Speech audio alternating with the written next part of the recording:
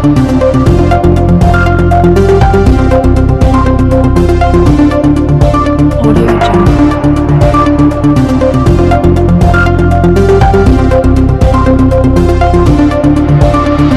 में 2022 में होने वाले चुनावों को लेकर प्रदेश के प्रमुख राजनीतिक दलों ने अभी से तैयारियां शुरू कर दी हैं। इसी के तहत इन दिनों नेता प्रतिपक्ष मुकेश अग्निहोत्री चंबा के दौरे पर हैं। इस दौरान आज मुकेश अग्निहोत्री चंबा पहुंचे, जहां उन्होंने कांग्रेस कार्यकर्ताओं की बैठक में भाग लिया। इस दौरान उनके द्वारा 2022 के चुनावों को लेकर कार्यकर्ताओं को एकजुटता का पाठ पढ़ाया गया। कार्यक्रम में डलहौजी विधायक आशा कुमारी, जिला कांग्रेस कमेटी अध्यक्ष नीरज नैयर, पूर्व मंत्री ठाकुर सिंह भरमौरी, पूर्व सांसद चंद्र कुमार, पूर्व विधायक कुलदीप पठानिया मौजूद रहे। कार्यक्रम में सैकड़ों की संख्या में कांग्रेस कार्यकर्ता मौजूद रहे। कार्यक्रम के बाद प्रेस वार्ता को संबोधित करते हुए नेता प्रतिपक्ष मुकेश अग्निहोत्री ने कोरोना काल में प्रदेश सरकार द्वारा निर्णयों पर सरकार को घेरा। उन्होंने और क्या क्या कहा, आइए सुनते हैं। आज की प्रेस वार्ता में इसको विशेष रूप से संबोधित करेंगे हमारे प्रतिपक्ष के नेता मुकेश अग्निहोत्री जी।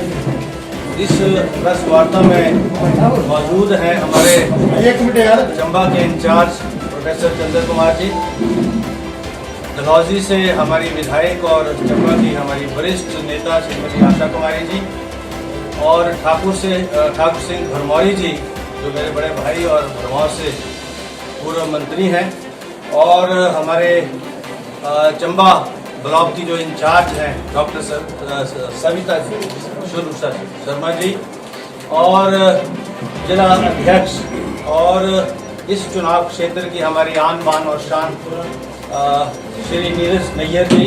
अब मैं आग्रह करूंगा श्री मुकेश अग्निहोत्री से कि वो जो है आपको संबोधित करें। धन्यवाद। हमारे इसके तमाम सहयोगी साथी और साथ में सोशल मीडिया के हमारे साथी, आज चंबा में हमने यहाँ पे कार्यक्रम रखा था, और एक तो जो हमारे पार्टी के कार्यकर्ता हैं वो सब लोग बैठ जाएं ताकि प्रेस वार्ता बिल्कुल डिस्टर्ब ना हो।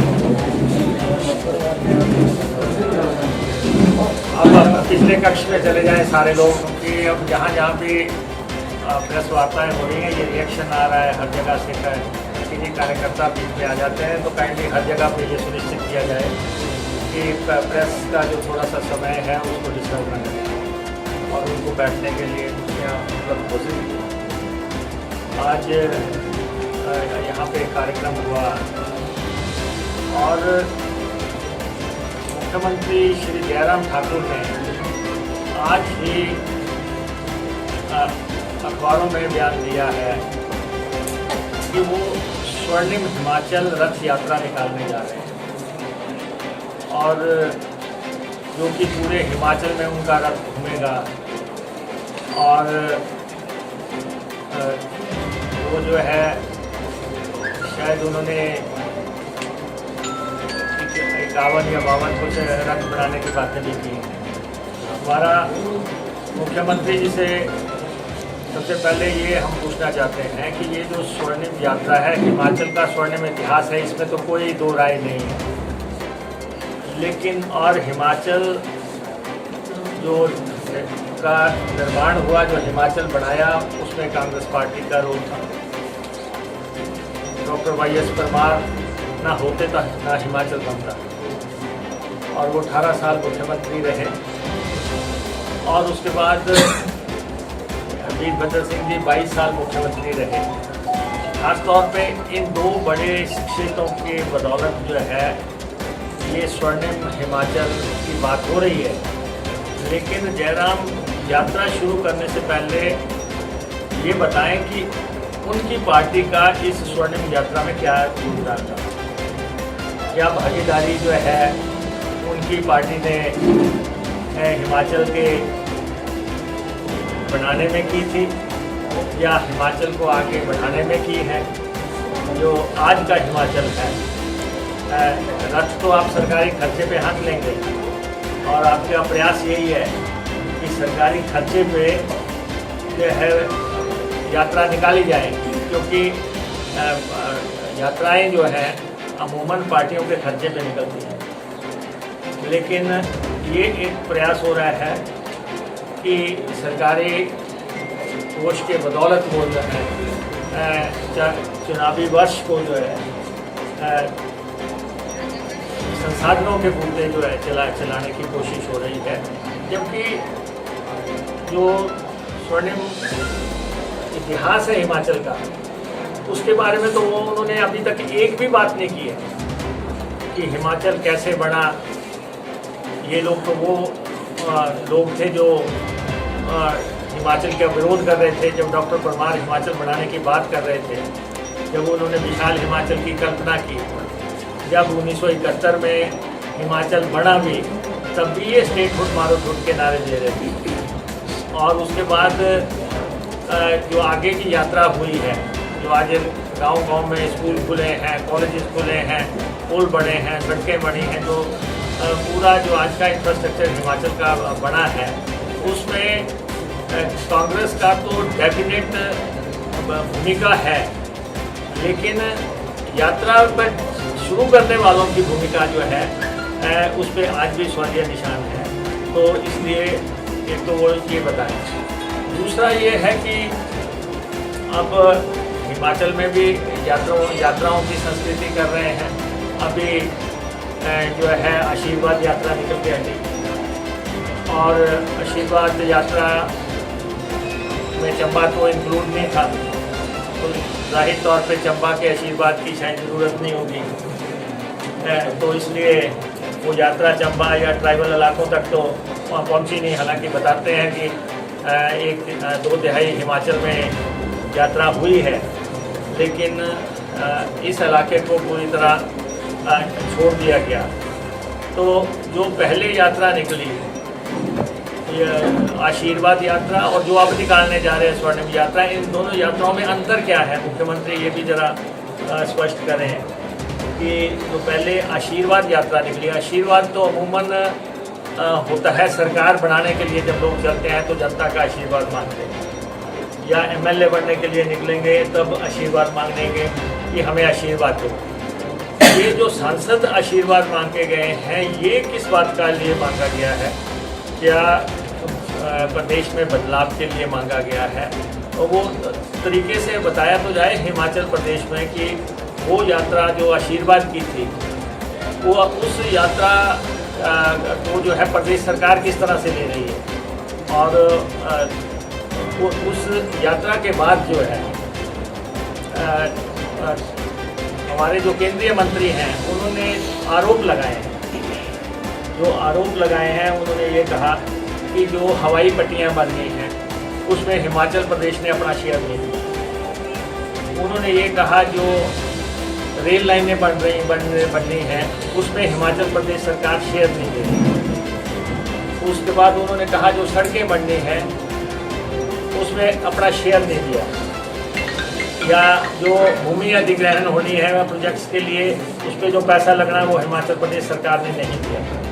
या जो जल क्रीड़ाएँ होनी हैं, उसमें भी जो है हिमाचल प्रदेश सरकार ने उन जो जल पे प्रपोजल्स हैं उनके लिए उन्होंने हिस्सा नहीं लगाया। क्या ये हकीकत है? मुख्यमंत्री ये बताएं।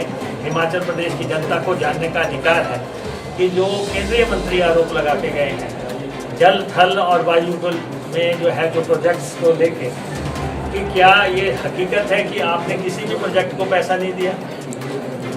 और आपके पास 51,000 करोड़ का बजट है इस साल का, और पिछले साल 49 समथिंग था।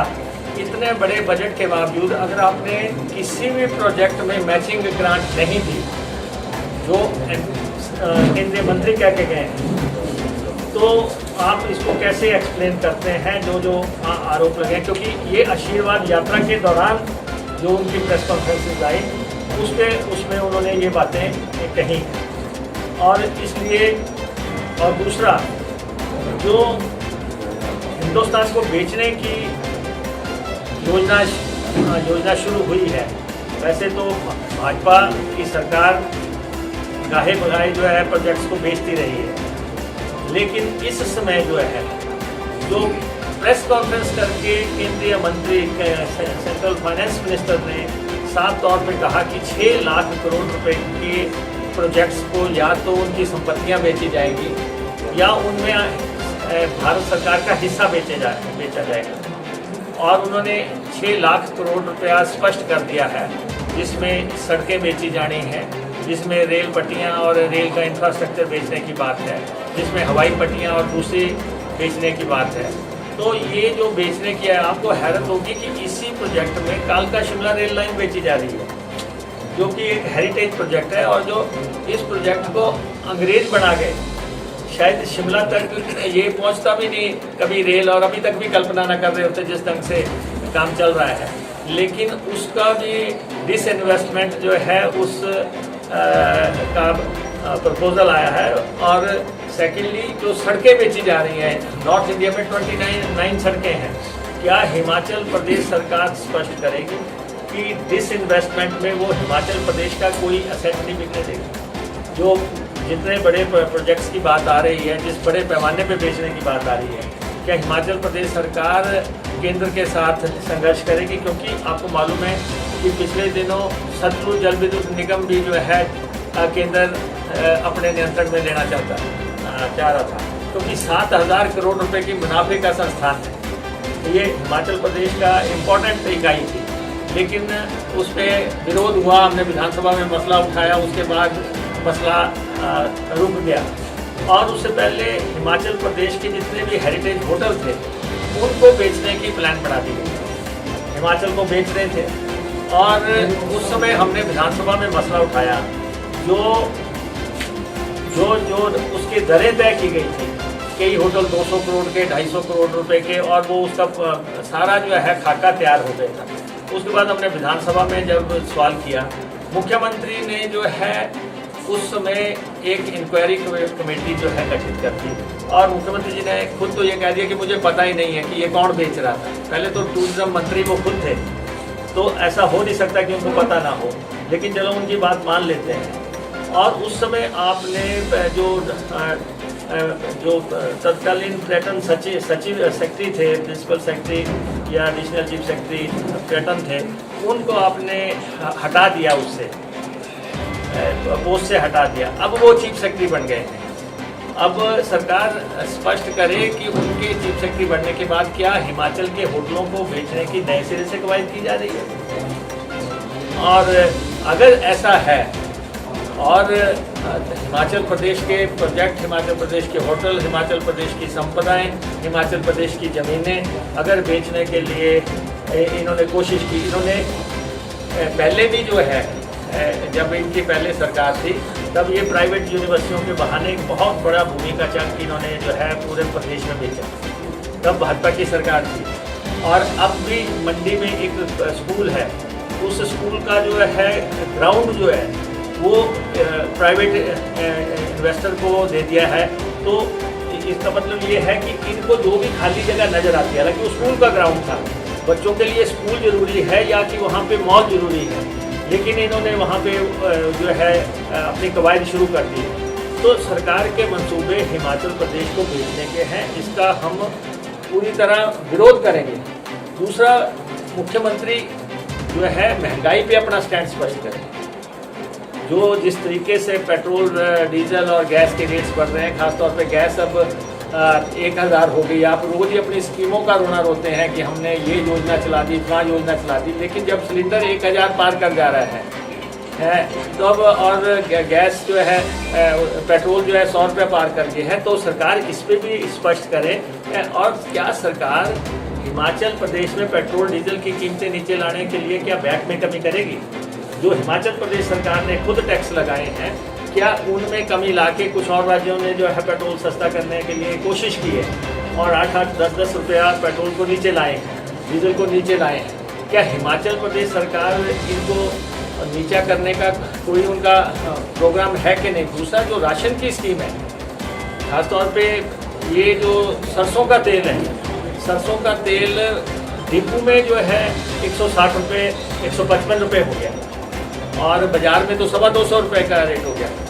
क्या सरकार इस रेट को, इसके इनिशियल रेट 98 पे वापस लाएगी कि नहीं लाएगी? जो चल रहा था, प्रिवेलिंग रेट था, अब उस पे लाएंगे कि नहीं लाएंगे?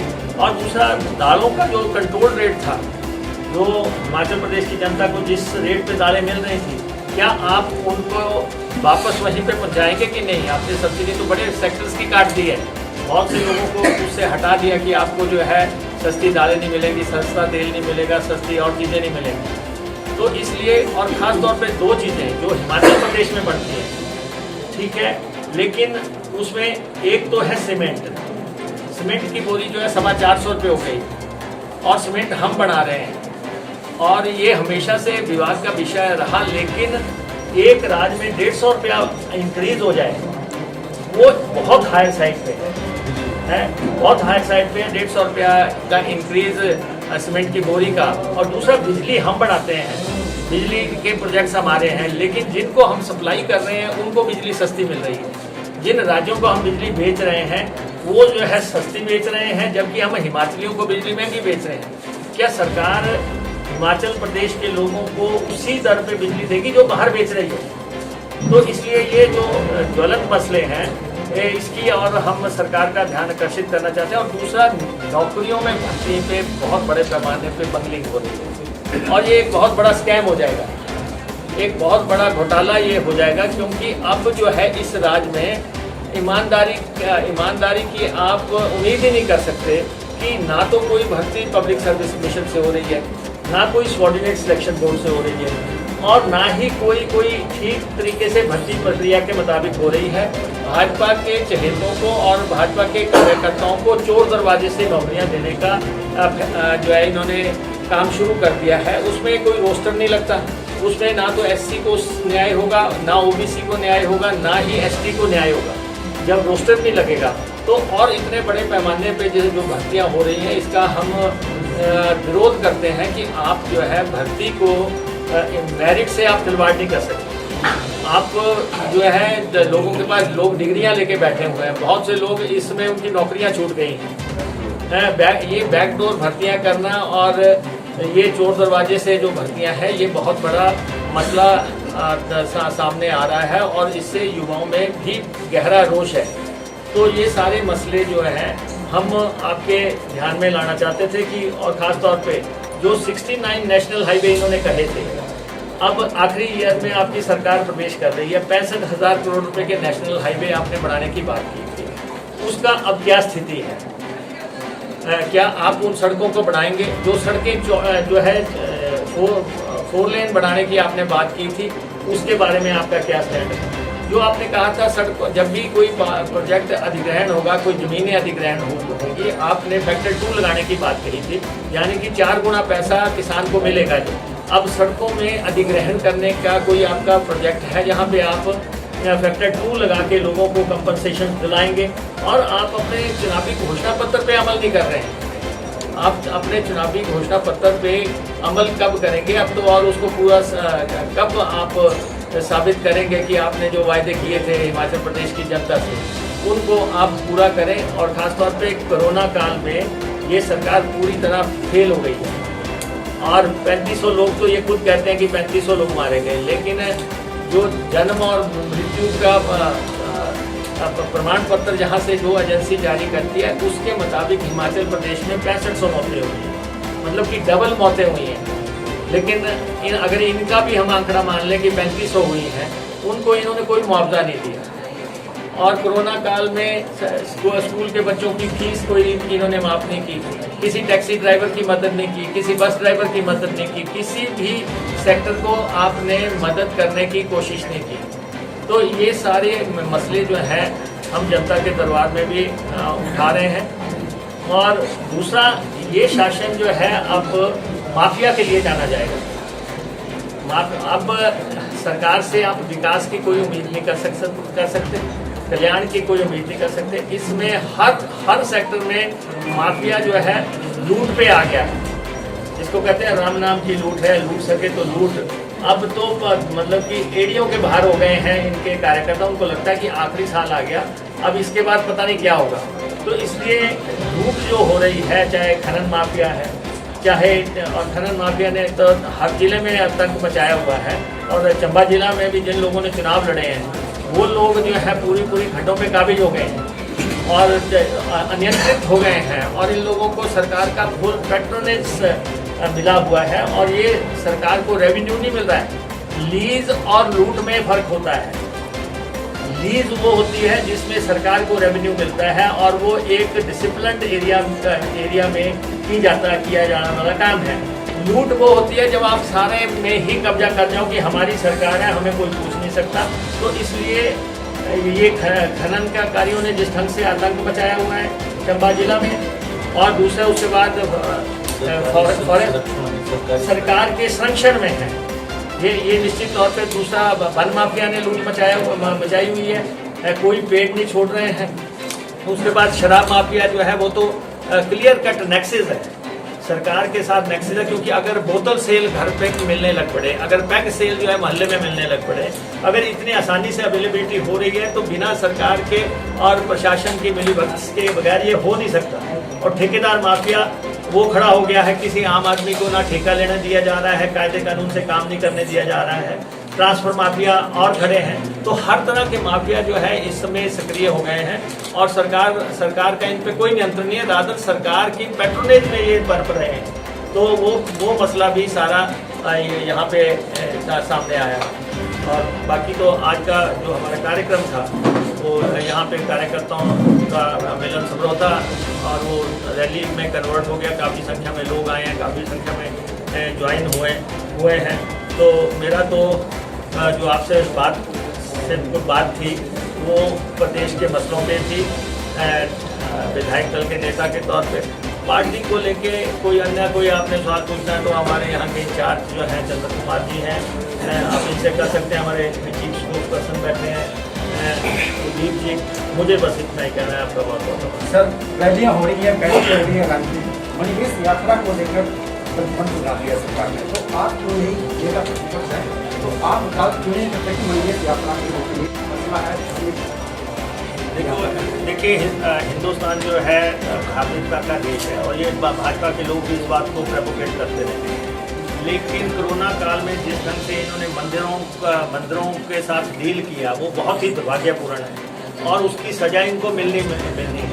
क्योंकि जिस ढंग से इन्होंने मंदिरों के दरवाजे बंद किए और साल भर मंदिरों को जो है किसी को दर्शन नहीं देने दिए, ना ही इन्होंने पुजारियों को अंदर हवन करने की इजाज़त दी, ना ही इन्होंने उन जो मंदिरों में जो डेली पूजा अर्चना होती थी उसकी कोई इजाज़त दी। इन्होंने जो है आनंद फानन में मंदिर बंद कर दिए और उसके बाद लोग श्रद्धालुओं को बंद कर दिया। आप मंदिर खुले रखते हैं, आप किसी को जाने देना या ना जाने देना अलग बात थी, लेकिन आप मंदिरों के चौखट हिंदुस्तान के इतिहास में पहली दफ़ा उस पार्टी ने बंद किए जो कि भगवान के नाम की आज दिन तक राजनीति करते रहे और वो दरवाजे बंद रहे।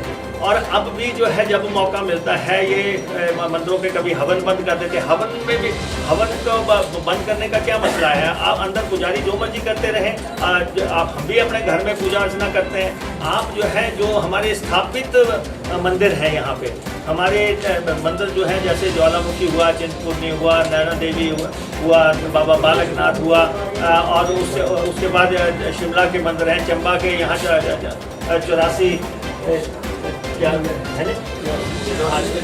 84 सिद्ध मंदिर है वो। मतलब आप उन मंदिरों को ताले कैसे लगवा सकते हैं? पहली सरकार है जो कि जिन्होंने आज दिन तक राजनीति जो है मंदिरों के सिर पे की और उन्होंने मंदिरों का जो है डे टू डे काम भी है बंद कर दिया। और अब आप बात कर रहे हैं कि यात्रा की, ये तो अपनी यात्रा निकाल सकते हैं। इनको पता नहीं कि जिसकी यात्रा पे जाना चाहिए, जहां आप रोक लगा रहे हैं उसका हाथ पड़ा तो बड़ा मुश्किल हो जाएगा। इसलिए this is suggestion for action. और मैं रिक्वेस्ट करूंगा कि भगवान को डील करते समय इंसान बन के रहो। राजा वीरभद्र सिंह का विकल्प कौन हो सकता है आपकी पार्टी में? नहीं, देखिए वीरभद्र सिंह जी का विकल्प कोई हो ही नहीं सकता। वो इतने बड़े पद के स्टेचर के लीडर रहे हैं। उत्तराधिकारी कौन होगा? नहीं, आप सुनिए, 60 साल जिन्होंने राजनीति की है, जो आदमी जो है 1962 में सांसद बना था और जो आदमी हमारे 2021 में भी सोलन से एमएलए थे, जो है 5 दफ़ा सांसद रहे, 4 दफ़ा केंद्रीय मंत्री रहे और 9 दफ़ा एमएलए रहे और उसके बाद 6 दफ़ा मुख्यमंत्री रहे। जिन्होंने राजनीति की इतनी बड़ी इतिहास लिख दिया, उनसे किसी की तुलना हो ही नहीं सकती। वो अतुल्य व्यक्ति हैं। इसलिए मैं समझता हूँ कि आप भी मेरे साथ इस बात पे सहमत होंगे कि हमें इस बात में कभी सोचना भी नहीं चाहिए कि कोई उस कद का मालिक हो सकता है। सर आम आदमी पार्टी हिमाचल प्रदेश में सक्रिय हो रही है, तो आप इसको किस नज़र से देखते हैं? तो पार्टी के बारे में अपने सवाल पूछना है तो हमारे चंद्र कुमार जी है पार्टी सर, ये अगले है हिमाचल प्रदेश के किन्नौर से भी हो सकता है, लाहौल स्पीति से भी हो सकता है।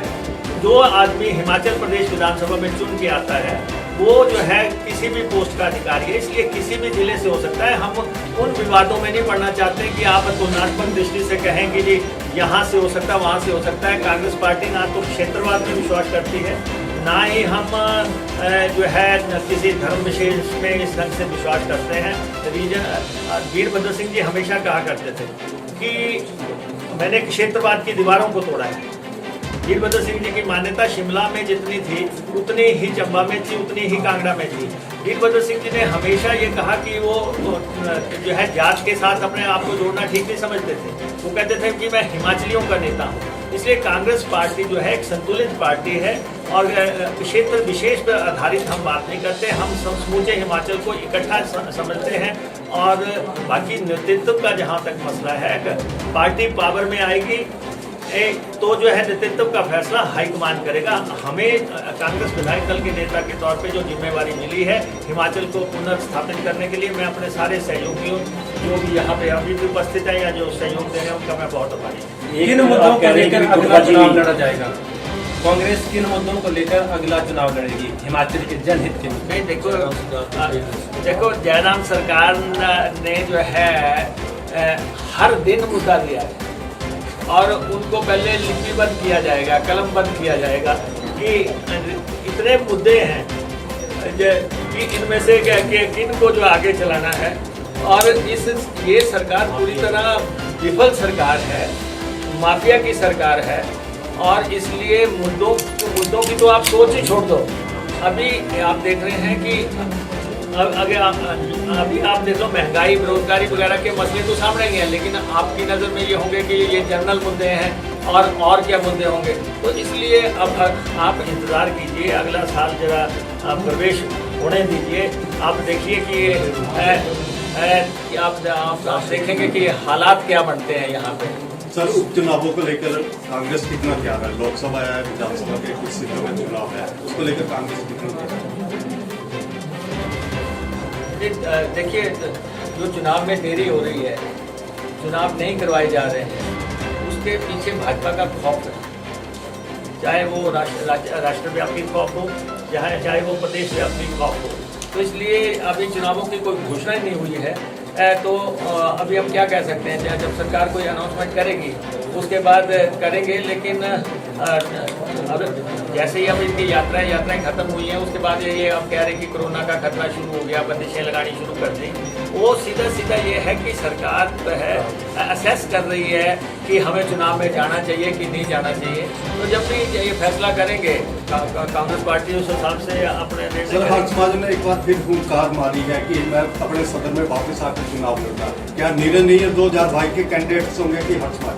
देखो, बाकी कैंडिडेट्स का फैसला जो है कोई 1.25 साल पहले नहीं हो जाता। कैंडिडेट्स का फैसला जब चुनाव होते हैं, जब इलेक्शन कमेटी बनती है और उसके बाद इलेक्शन बोर्ड होता है, उसमें जाके फैसले किए जाते हैं। सर, ये आपने कहा कि कांग्रेस को एक बीच में पत्थर पंप वगैरह का क्या, उसके बारे में आप जैसे पत्थर पंप उड़ जाते हैं, वो बीजेपी में भी उठते हैं, कांग्रेस में भी उठते हैं। देखिए, जहाँ तक मैं भी आपकी तरह पत्रकारिता में रहा, बिल्कुल आप मेरे से चाहे दिन में 60 बम पड़वा दो तो अगर बमों से नेता बनते होते हैं तो फिर जो है जनता के दरबार में जाने की क्या जरूरत है। सर, प्रदेश के बागवानों को भी सिर्फ के वाजिब दाम नहीं मिलते और इसके लिए मुख्यमंत्री ने भी एक तरह से हाथ खड़े कर दिए हैं।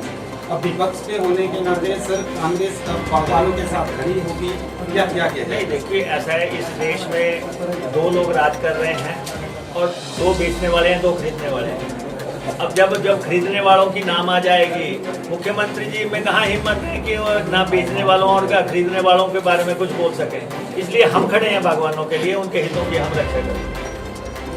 सर चंबा में मेडिकल कॉलेज का बुरा हाल है, डॉक्टर ज्वाइन करते हैं, सरकार बोलती है हम डॉक्टर भेज रहे हैं, पर वो पहले ही अपनी सेटलमेंट करा लेते हैं। यहाँ पे डॉक्टरों का अभाव है, उसको लेकर विधानसभा में भी आवाज उठाई गई और सरकार ने अभी तक कोई प्रतिक्रिया नहीं है। विपक्ष इसको किस आंदोलन के रूप में आप आने वाले समय नहीं, देखिए ऐसा कि आप मेरे से पूछ रहे थे कि क्या मुद्दे होंगे, यही मुद्दे होंगे कि आप जो है चंबा में जो है कॉलेज का आपने जो हालत बिगाड़ दी, जिस तरीके से चंबा के मेडिकल कॉलेज को डील किया गया है, ये बड़ा दुर्भाग्यपूर्ण है।